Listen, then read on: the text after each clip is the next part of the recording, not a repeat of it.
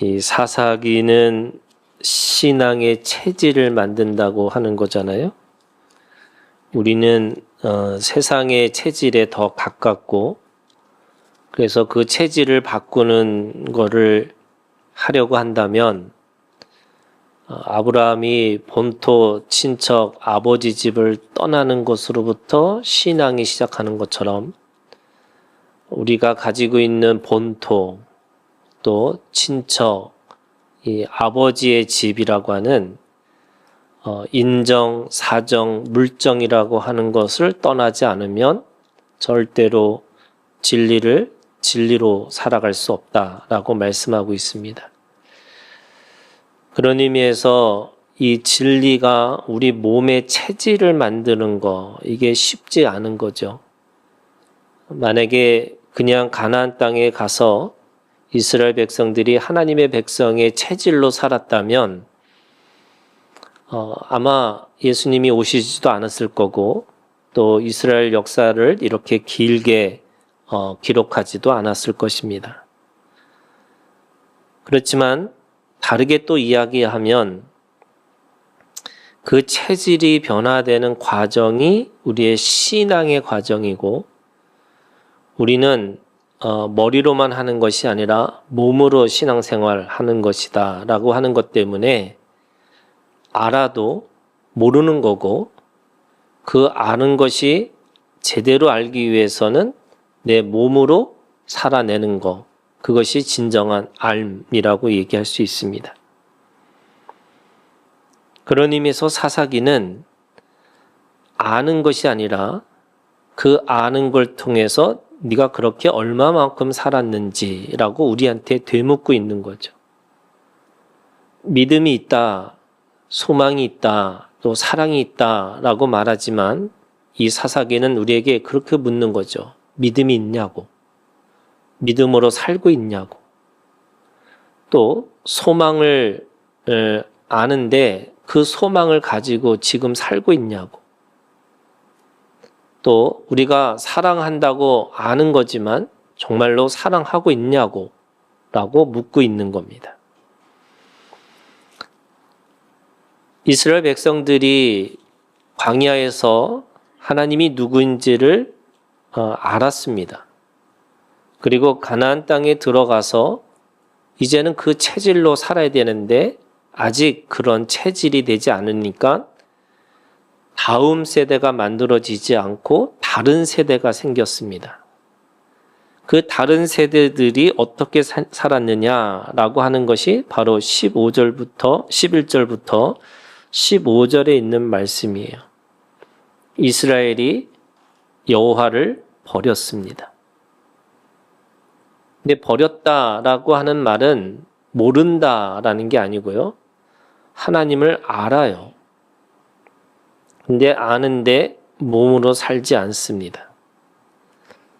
그래서 그 모르는 것이 아니고 내가 몸으로 살지 않는 것조차도 하나님은 그것을 통해서 할 수 없이 심판하신다는 거예요. 그것이 죄의 대가지불입니다. 우리가 죄라고 하는 것은요, 반드시 대가지불 해야 되는 거예요. 그것을 우리는 그걸 죄값이라고 얘기하는 거고, 죄값을 치르는다 이렇게 얘기합니다.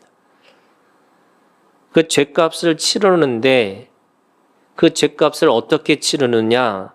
가장 합리적인 죄값에 치르는 것은요, 이에는 이, 눈에는 눈입니다.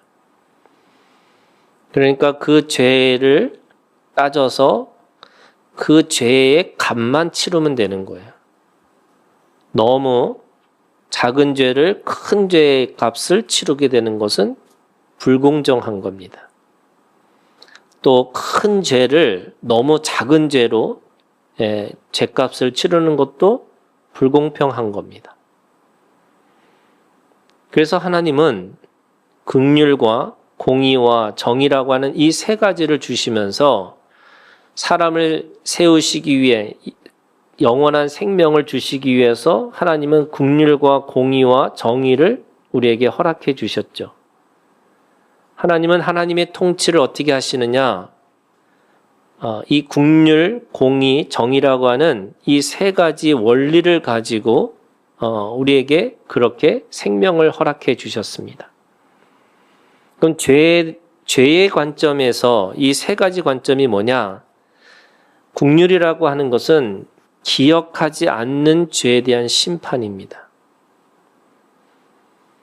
이스라엘 백성들에게 늘 기억하라고 하시는 거예요. 하나님은 이 역사 속에 들어오시고 또 내 삶에 들어오셔서 은혜를 베풀어 주셨습니다. 그것을 기억하라는 거예요. 그 기억하지 않는 죄값이 뭐냐면 무자비한 겁니다. 잔인한 거죠. 다른 사람을 향해서 일치, 어떻게 보면 1.1핵이라고 하는 것을 따지기 시작해서 죄를 찾으려고 하는 그 마음이 있습니다. 우리가 잘 들여다보면요, 이런 거 여러분, 자기는 다 옳습니다. 다른 사람은요, 다 틀립니다. 내가 틀렸다라고 하는 거를 인정하기가 쉽지 않습니다. 왜냐하면 그것이 바로 이 선악과의 나무의 열매이기 때문에 그렇습니다. 선악과라고 하는 이 선악과는 뭐냐면 자기는 선이고 나머지는 악이라는 거예요. 그래서 정죄하고 심판하고 그래서 함부로 말을 하기 시작합니다. 여러분, 진리를 알면 알수록 사람들이 이 선악과의 열매를 아주 분명하게 이거를 먹은 자처럼 행세합니다. 왜요? 진리를 모르는 사람은 어떤 게 진리인지 모르고 어떤 게 기준인지 모르니까 너무나 분명하게 그것이 진리이기 때문에 쉽게 다른 사람에 대해서 정죄하기 시작하는 거죠. 여러분, 국률이라고 하는 이 무자비라고 하는 것으로 가지 않으려면 어떻게 하느냐? 사실은 생명은요, 여러분, 모호한 겁니다. 여러분, 성경은 답이라고 그러잖아요. 그래서 우리는 너무나 쉽게 답으로 갑니다. 그런데 몸이기 때문에 그 답을 알지만 가는 것이 쉽지 않은 거죠. 그래서 우리는 이 국률이라고 하는 말 속에 뭐가 있냐면 모호함을 인정하는 겁니다.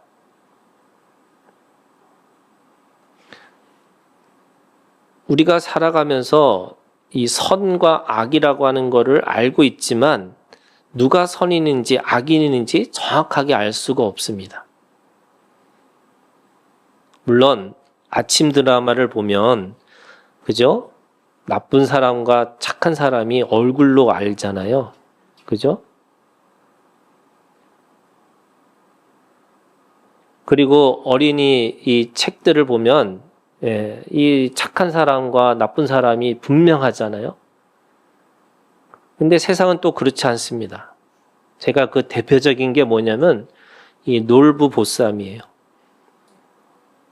여러분, 우리는 늘 뭐냐면 흥부와 놀부에서 흥부는 좋은 사람이고 놀부는 나쁜 사람이잖아요. 근데 요즘에 사람들이 식당을 흥부보쌈을 안 가요. 있지도 않고. 왜?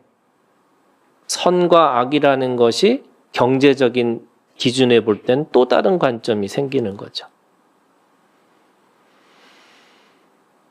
그렇기 때문에 누가 선하냐, 누가 악하냐라고 하는 것은 성경에 있는 말씀이고, 그리고 어린아이들한테 그런 동화책에 있는 이야기지, 현실은 그렇지 않다는 거예요. 그래서 모호합니다. 그런데 우리는 너무나 쉽게 선과 악을 구별하려고 하고, 또 그 구별을 통해서 정죄하기 시작하는 거죠. 저는 성경에 보면은요, 이 양의 탈을 쓴 늑대도 있지만 늑대의 탈을 쓴 양들이 있다는 거예요. 그래서 자기가 누구인지 모르는 늑대 짓을 하는 양들이 있다는 거예요. 그래서 우리는 쉽게, 너무나 쉽게 정죄하거나 심판하면 안 되는 거죠. 모호한 겁니다. 여러분, 오늘 우리가 하나님의 진노 가운데, 오늘 진노 속에 들어있는 사람들이거든요. 그런데 왜 이스라엘 백성들의 이 이야기가 사사기로 끝나지 않고 여전히 우리 가운데서도 또 다른 바로 이 은혜의 시대 속에서 살고 있는 교회까지 왔을까? 그것은 하나님의 진노는 긍휼하심으로 계속해서 모함으로 인정하고 살아가셨다는 거예요. 그래서 기억하지 않는 죄의 심판으로 하나님은 무자비하지 않으시고 그 안에서 모함을 인정하셨습니다. 두 번째, 공의라고 하는 것은요, 차별하는 죄의 심판입니다. 하나님은 누구를 차별하지 않으셨습니다. 사실은 오늘 이 이스라엘 백성만 사랑하시겠다라고 하신 것처럼 보이지만 이스라엘 백성들에게 주신 두 가지 특권이 있었습니다. 하나는 너는 내 백성이 되고 나는 너의 하나님이 될 것이다. 그러면서 동시에 뭐라 그러냐면 너는 모든 민족의 제사장의 나라가 될 것이다. 제사장은 어떤 사람이냐? 은혜를 먼저 알고 그 은혜를 다른 사람에게 중보하는 자가 제사장입니다. 네가 믿었기 때문에 너만 구원받는 게 아니고 그 구원을 가지고 다른 사람을 섬기는 자, 제사장이 되라고 말씀하시는 거죠. 그런 의미에서 하나님의 공의라고 하는 것은 지극히 작은 자들을 차별하지 않는, 근데 그 차별하는 것에 대한 죄의 심판이 있습니다. 우리는 너무나 쉽게요, 믿느냐 안 믿느냐, 교회를 다니느냐 안 다니느냐, 그 사람이 어떤 행위를 했느냐 안 했느냐를 가지고 쉽게 차별합니다. 특별히 교회라는 게 얘기했잖아요. 진리를 알기 때문에 너무나 쉽게 차별합니다. 그런데 주님은 지극히 작은 자를 위한 제사장의 삶으로 살으라 이렇게 말씀하시는 거죠. 그래서 이 사람들에게 불공정이라고 하는, 불평등이라고 하는 것을 떠나라고 얘기하시는 겁니다.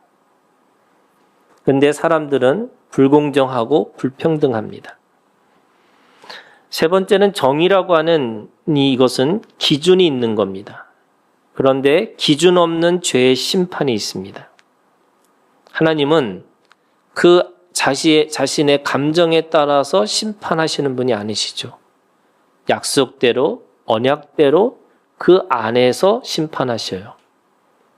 그래서 하나님은 불의하지 않으시고 정의로우신 겁니다. 왜? 기준대로 하시기 때문에 그런 거죠. 하나님의 진노라고 하는 것 속에는 그래서 큰 죄와 작은 죄도 있고 하나님을 대적하는 죄와 이웃을 미워하는 죄들이 있습니다. 그럼에도 불구하고 하나님은 그 안에 긍휼과 공의와 정의를 베풀고 계시는 거죠.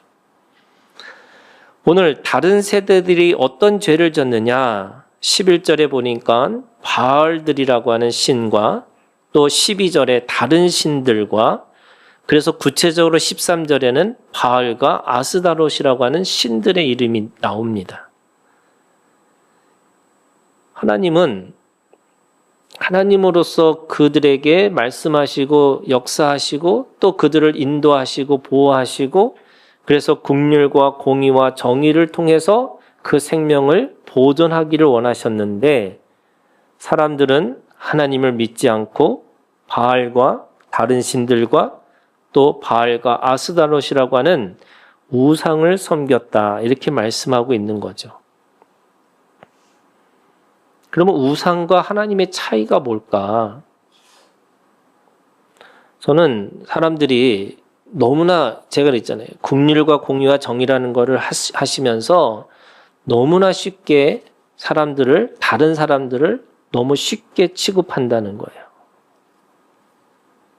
여러분, 우상과 하나님의 차이가 뭘까? 여러분, 우상은 어디에 있냐면 내 안에 있는 겁니다. 혈과 육의 싸움이 아니에요. 죄송한 얘기지만 어떤 사람은 절을 가서 절을 뭐 10바퀴를 돌고 20바퀴를 돌아서 무너지라고 소리치고 뭐 이렇게 기도하고, 이거를 사람들은 우상을 파괴하는 것처럼 생각하는 거예요. 근데 여러분, 이제 혈과 육의 싸움이 끝났다는 거예요. 그러면 혈과 육의 싸움이 아니라 영적인 싸움이라는 게 뭐냐? 내 안의 싸움이에요. 내 마음의 싸움이에요. 그래서 우상은 어디 있어요? 여러분, 내 안에 있는 겁니다. 그러면 내가 하나님을 믿고 있다라고 하는 것으로 보이는 것이 아니라, 우상은 내 안에 있는 거고 하나님도 내 안에 계시다면 그 우상과 하나님의 차이를 잘 구별시키셔야 돼요. 이 분별입니다. 또는 영적인 성별을 하셔야 돼요. 그래서 싸움은 어디서 일어나는 거냐? 내 안에 마음의 전쟁으로부터 시작하는 겁니다. 싸우셔야 돼요. 그럼 우상과 하나님의 차이는 뭐냐? 우상은 이름의 바알이고요, 이름은 아스다롯이지만 그 우상은 내가 만든 신입니다. 스스로 만듭니다.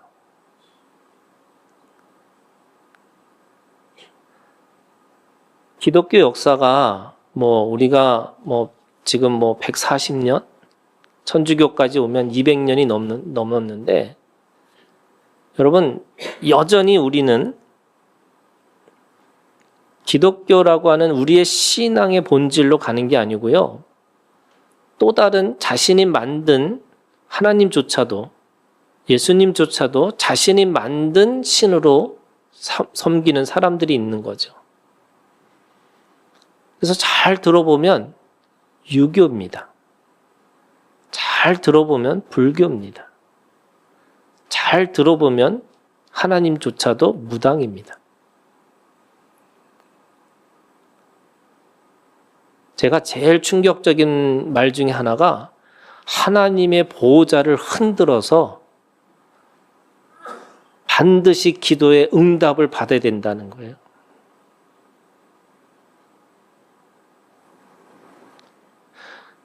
아이들 키울 때 여러분 다 경험해 보시겠지만, 한 3살인가요? 4살 정도 되면은 장난감 가게에서 들어 눕는 아이들이 있습니다.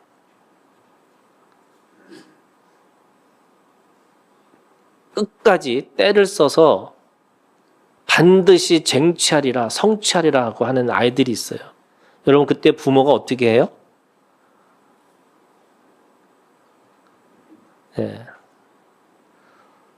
너 언제까지 우나보다 하고 내버려 둬야 돼요. 근데 우리는 그게 믿음인 것처럼 하나님의 보호자를 흔들어서 내가 내 욕망을 반드시 채우겠다.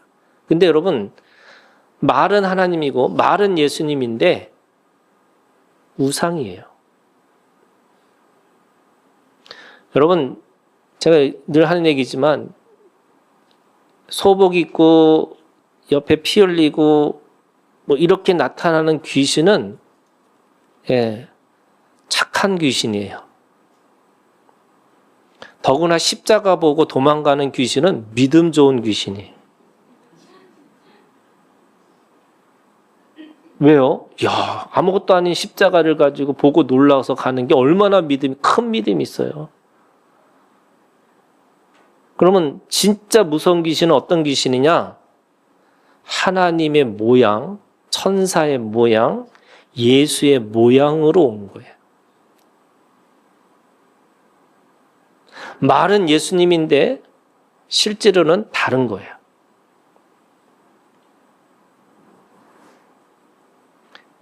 믿음이 있다고 해서 그 믿음을 뭐 하냐면 자기 스스로 하나님을 이런 하나님이라고 정해서 자신이 만든 신을 가지고 그래서 그렇게 하나님이 그런 하나님이라고 굳게 믿고 살아가는 거예요.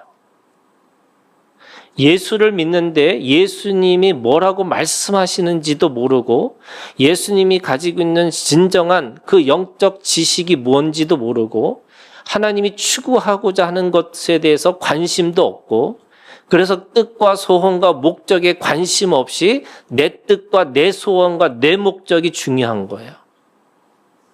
여러분, 하나님 이름은 하나님인데 우상이에요. 그래서 우상이 아니냐 아니냐는 하나님은 스스로 계신 분이에요. 모세에게 말씀하셨죠. 나는 스스로 있는 자다. 누가 뭐라고 하든 하나님은 그냥 하나님이에요.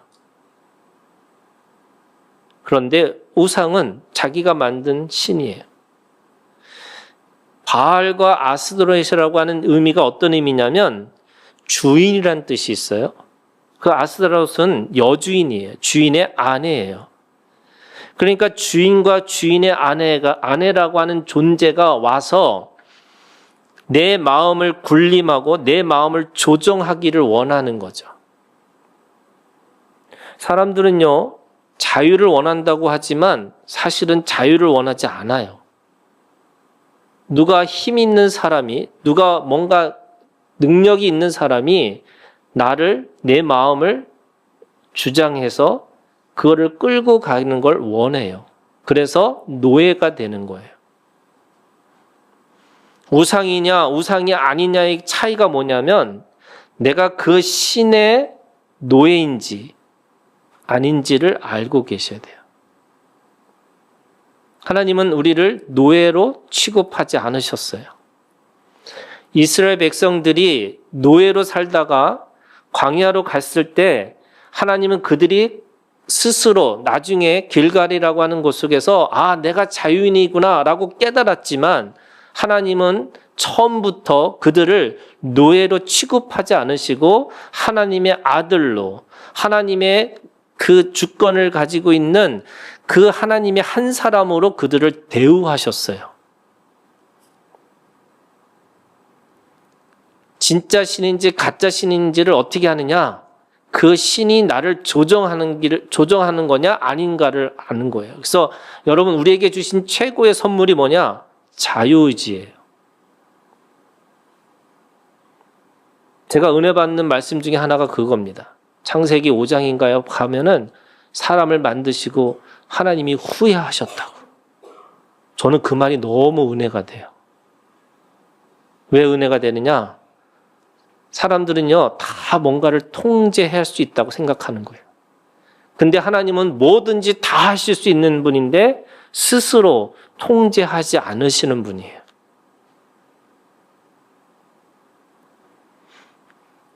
왜 자기가 만든 신, 그리고 왜 주인으로 삼고자 하느냐? 자기의 욕망, 자기의 욕심을, 탐심을 반드시 이루고야 말리라 라고 하는 걸 통해서 신을 이용하고 있는 거죠. 그게 우상입니다. 우리가 가지고 있는 믿음이라는 건 뭐냐? 내 뜻을 죽이고 자기를 부인하고 자기를 부인한 것을 통해서 자기 십자가가 보이고 그 십자가를 지고 주님을 쫓아가는 것이라고 한다면 우리는 내 뜻과 소원과 목적을 죽이고 하나님의 뜻과 소원과 목적을 이루려고 하고 살아가는 것이 우리의 믿음입니다. 여러분, 이 믿음이 있기를 주님의 이름으로 축복합니다. 그래서 우리가 가지고 있는 신앙은 내 뜻이 뭐지? 내 소원이 뭐지? 내 목적이 무엇인지를 찾는 게 아닙니다.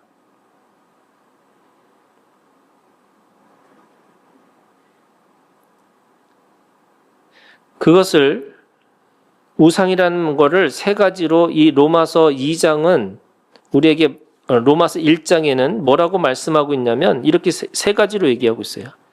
마음의 정욕이라는 거예요. 부끄러운 욕심이라는 거예요. 상실한 마음이라는 거예요. 우상이 왜 생기느냐? 마음의 정욕이에요. 비교하고 경쟁하는 걸 통해서 내가 더 센 것을 찾으려고 하다 보니까 우상을 만들어야 돼요. 부끄러운 욕심이에요. 그게 뭐냐? 생존 본능이에요.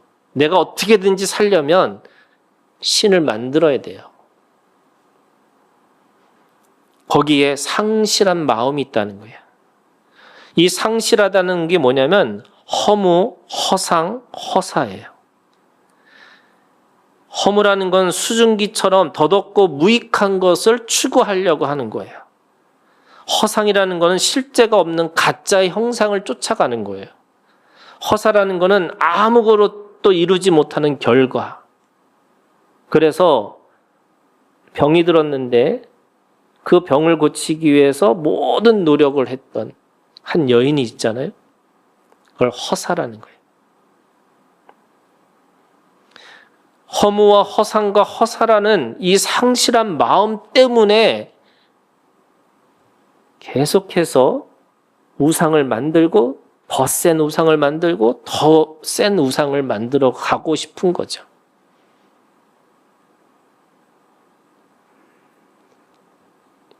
교회 안에도요, 여러분, 사람들이 우리가 영적인 걸 체험한다고 그래서 영적인 걸 더 센 거를 체험하기를 원해요. 어떤 사람은 방언 때문에 내가 방언 받았구나 이랬는데 그걸로 끝나는 게 아니고 갑자기 뭔가 환상을 보고 싶어하고 예언을 하고 싶어하고 병을 고치기를 원하고 더 센 거. 여러분, 제가 늘 하는 얘기지만 사람은요 귀신 보고 사는 게 아니에요. 여러분, 사람은 사람 보고 살으셔야 돼요. 우리는 귀신을 보는 걸 너무나 놀랍다고 대단한 이 영적인 능력이 있은가 보다. 여러분, 사람은 사람 보고 사셔야 돼요.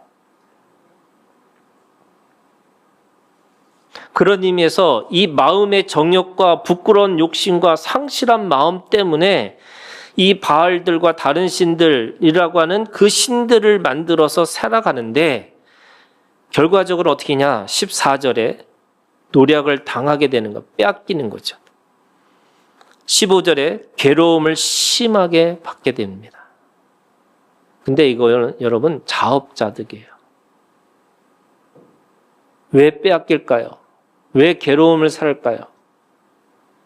허상과 허무와 이 허사라고 하는 걸 통해서 아무것도 이룬 게 없어요. 뭔가 이룬 것처럼 느껴지는 건데 아무것도 이루어지질 않아요. 왜요? 가짜니까.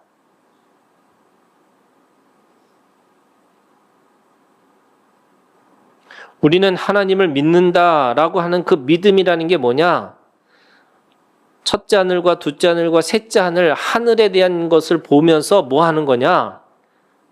실제로 내 안에 있는 그걸 통해서 사랑으로 드러내야 되는 거죠. 그게 몸의 신앙이에요, 여러분. 그렇게 믿음이 좋다고 얘기하면서 사랑하지 않아요. 미워해요. 그렇게 믿음이 있다고 하면서 사람들을 배제하고 배척해요. 그렇게 믿음이 좋다고 얘기하면서도 다른 사람을 너무나 쉽게 정죄하고 살아요.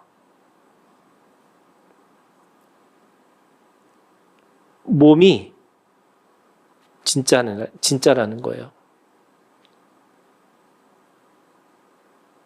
아무리 설교를 잘하고 아무리 뭔가를 내가 대단한 지식을 가지고 있어도 사랑이 없으면 nothing, 아무것도 아니라는 거예요.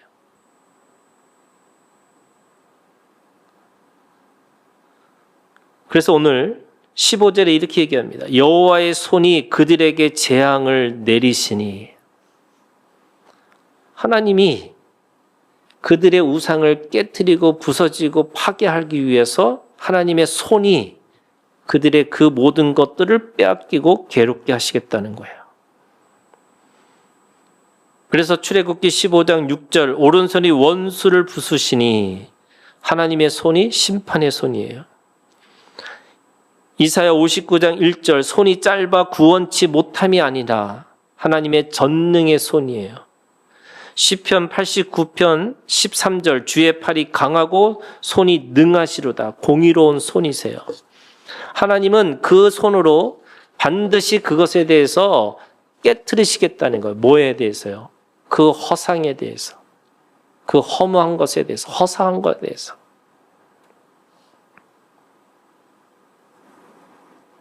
그래서 하나님의 손이라는 것은 결국 그 우상을 깨트리고 파괴하고 파멸시키는 걸 통해서 진짜 하나님을 만나고 진실을 추구하고 진리를 추구하게 만드시겠다는 거예요. 그런 의미에서 여러분, 하나님의 심판은 심판이 아니에요. 돌아오게 하시는 하나님의 징계예요. 그래서 그 징계를 통해서 깨닫게 하시는 거죠. 그래서 성경에 여러분, 하나님의 말씀은 저주라고 말씀하시는데 진정한 저주가 아니에요.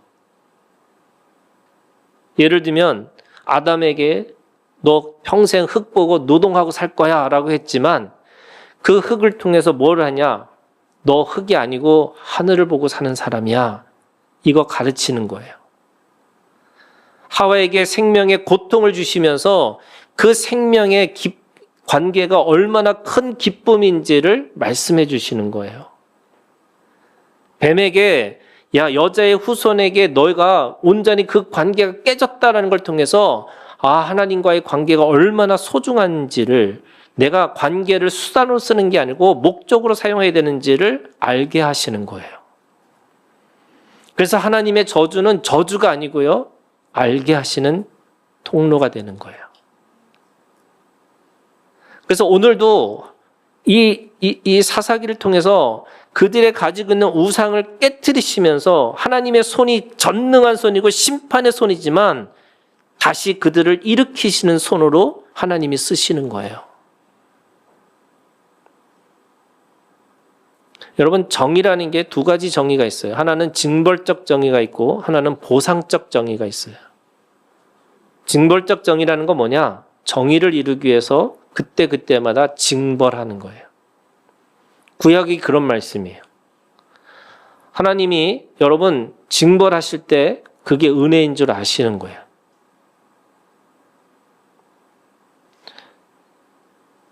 하나님의 최고의 이 심판은요, 내버려 두시는 거예요. 그래서 요나를 내버려 두지 않으시고 자연의 사건을 주고 사람과의 관계의 사건을 주고 결국에는 큰 물고기 속에 암흑의 그 사건을 주시는 거예요. 그때마다 깨달으라는 거예요. 그때마다 알으라는 거예요. 하나님 앞에 돌아가야 되는 거구나. 내가 이 허상이 무너지고 진정한 하나님의 이 참된 내 하나님의 관계를 해야 되는 거구나 라는 거를 알게 되는 거예요. 이게 징벌적 정의예요. 그런데 예수님이 오시고 나서 이 구약에서 말하는 징벌적 정의조차도 없다는 거예요. 그걸 보상적 정의예요. 하나님은 이제는 징벌하시는 게 목적이 아니고요. 이제는 그 안에서 잘하면 잘할수록 보상해 주시겠다는 거예요. 여러분, 이게 은혜예요. 그래서 은혜 위에 은혜였더라라는 이 말씀은 우리는 여러분 잘못했을 때 하나님이 우리를 징벌하시는 게 아니라 어떻게 하시냐면 안타까워하세요. 그리고 그때마다 잘할 때마다 우리에게 선물을 주시는 거예요. 성장하고 성숙해질 수 있도록. 왜 그렇게 됐을까? 그것이 오늘 갈라디아서 6장 17절에 있는 말씀이에요. 이후로는 누구든지 나를 괴롭게 하지 말라. 왜요? 더 이상 여러분 이걸 아셔야 돼요. 예수님 전과 예수님 후에 정의라는 개념이 바뀌었다는 거예요. 우리는 잘못할 때마다 하나님 앞에 벌 받는 존재가 아니에요. 이거 분명하게 알고 계셔야 돼요. 그래서 사람들이 무슨 일이 벌어지면 새벽 기도에 빠져서 그래. 이렇게 주일날 안 나와서 그래. 그거 아니에요, 여러분. 그거는 구약의 관점에서 맞아요. 그렇지만 하나님은 그렇게 하지 않으세요. 이제 달라지셨다는 거예요. 왜 달라지셨냐? 오늘 바울의 고백이에요. 이후로는 누구든지 나를 괴롭게 하지 말라. 내가 내 몸에 예수의 흔적을 지니고 있노라. 예수의 흔적을 가지고 있기 때문에 우리는 더 이상 징벌적 정의로 하나님 앞에 늘 저주받는 인생 가운데 심판의 자리에 가지 않는다는 거예요. 왜? 이사야 53장 5절 그가 찔림은 우리의 허물 때문이요 그가 상함은 우리의 죄악 때문이다. 그가 징계를 받음으로 우리는 평화를 누리고 그가 채찍에 맞음으로 우리는 나음을 받았도다. 여러분 주님이 이미 그 모든 징벌을 다 받으셨다는 거예요. 이게 믿음이에요, 여러분. 그래서 달라요. 구약과 신약은 다른 거예요. 구약은 그때마다 하나님이 정의를 내리시기 위해 정의를 세우시기 위해서 징벌하셨어요. 그런데 오늘 우리에게는 어떤 걸 주셨냐면 그걸 다 예수님이 그걸 치르셨다는 거예요. 죄값을 치르셨다는 거예요. 그래서 가시의 면류관 손에 못 자고 그다음에 창에 이 창자국을 통해서 우리가 가지고 있는 그 모든 잘못된 생각에 그 가시 면류관을 통해서 예수님이 그 모든 것을 다 죄값을 치르신 거예요. 우리의 모든 그 권세와 능력을 우리의 무능력들을 예수 그리스도가 그 십자가의 손을 박히심으로 인해서 우리가 이제는 그 모든 것으로부터 자유하는 능력을 우리에게 주셨다는 거예요.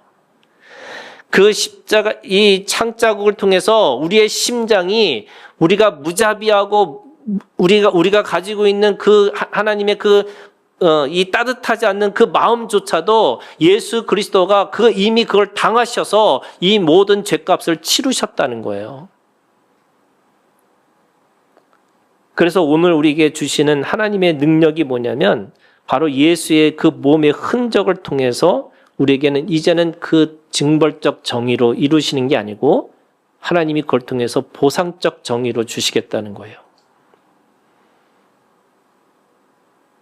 그래서 우리는 빼앗길 수 있어요. 그런데 여러분 빼앗긴 게 죄가 아니고요. 그걸 통해서 하나님이 우리에게 그 빼앗긴 걸 통해서 네가 그거를 성장하고 성숙하는 기회로 삼으라는 거예요. 우리가 한날에 괴로움이 있어요. 사람이 가지고 있는 생로병사가 있고 희로애락이 있고 인생의 무상들이 있어요. 그걸 통해서 영원한 하나님의 나라를 꿈꾸고 살으라는 거예요. 그래서 내가 오늘 하나님이 주시는 것이 무엇일까? 그걸 찾아내야 되는 거죠. 여러분 여호와의 손이 그 사사기를 통해서 하나님이 징벌하셨어요.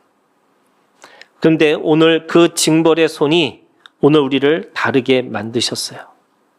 여러분 오늘 이 말씀의 주제예요. 첫 번째, 이 여호와의 손이 뭐냐? 못 박힌 손이에요.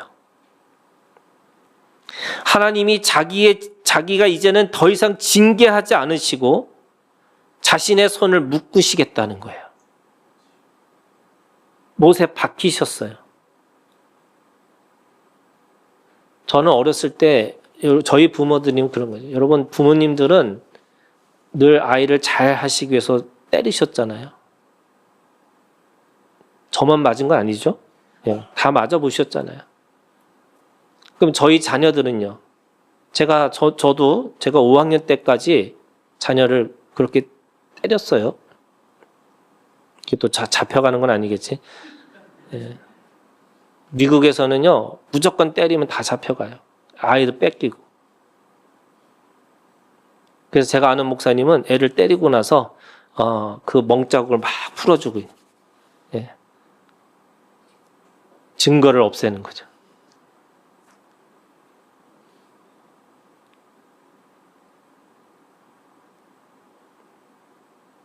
근데 여러분, 하나님도 그렇게 하셨어요. 근데 예수님이 오셔서 어떻게 했냐? 손에 못자국이 계신 거예요.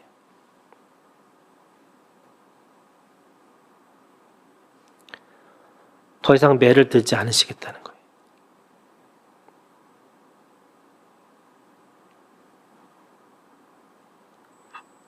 징계의 손을 스스로 묶으셨어요. 그리고 스스로 피 흘리신 손으로 자신의 것을 징계 가운데 들어가셨어요.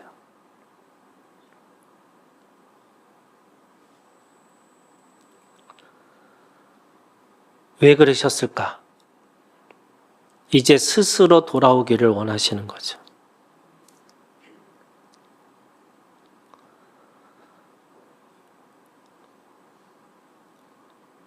여러분, 사랑의 끝이 뭘까? 저는 그게 절제라고 생각해요.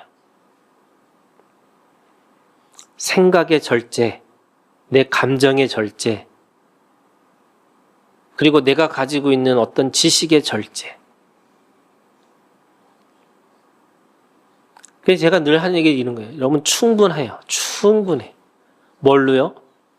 예수 한 분만으로 충분해요. 내가 뭘 배워야 되고, 내가 어디 가야 되고, 내가 또 뭘 해야 되고, 뭘 해야 되고, 해야 되고, 여러분, 안 해도 돼요. 인생의 비밀이 그거예요, 여러분. 인생의 비밀이 뭐냐면, 아무것도 안 해도 돼요. 저는 교회 와서 사람들이 가지고 있는 첫 번째 이 감정이 뭐였으면 좋냐면요. 야, 교회 왔더니 다 공짜구나.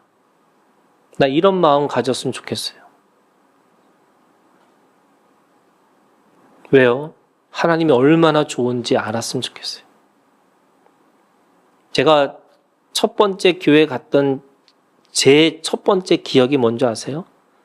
제가 초등학교 2학년 때 교회를 갔는데 거기 옛날에는 다 신발 벗고 들어가는 교회였어요. 근데 신발을 잊어버렸어요. 그랬더니 좋은 신발도 아니었는데 신발을 사주는 거예요. 이야, 이곳은 천국이구나. 그냥 먹을 걸 준다고 그래서 왔더니 신발까지 사주는구나.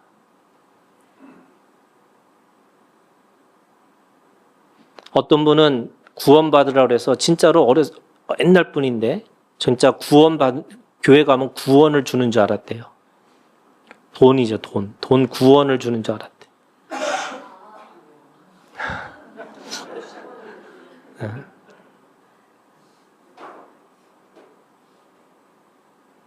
저는 교회 와서 교회가 공짜구나. 이거 깨달았으면 좋겠어요. 내가 노력하지 않아도 그냥 받는 곳이구나. 교회도 똑같이 계산하고 교회도 똑같이 계수하고 또 그 사람이 얼마큼 했는지 못했는지 그거 체크하지 않고 그냥 있는 그대로 그냥 존재로 그렇게 대우받는 곳이 교회구나. 왜요? 주님이 다 치르셨어요.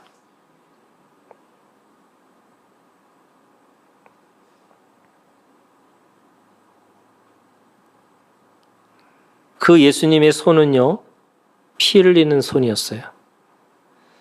그래서 그 손은 징계하는 손이 아니고 누군가를 일으키는 손이셨고 누군가를 치유하는 손이었고 누군가를 회복하는 손이셨어요.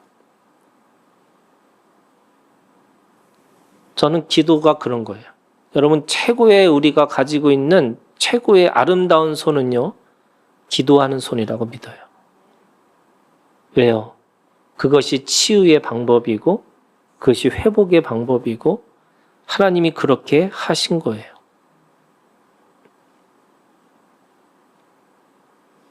누군가를 때리는 손이 아니고 누군가를 징계하는 손이 아니고 누군가를 손을 잡아줘서 일으킬 수 있는 손으로.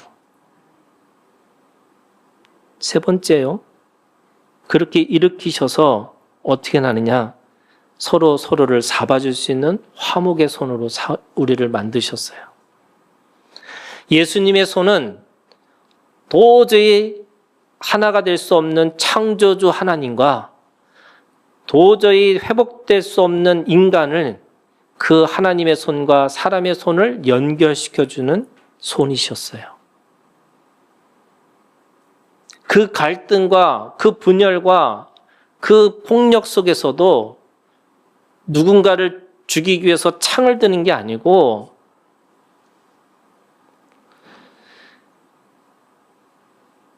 함께 연결할 수 있는 화목의 손으로 주님이 우리 가운데 오셨어요.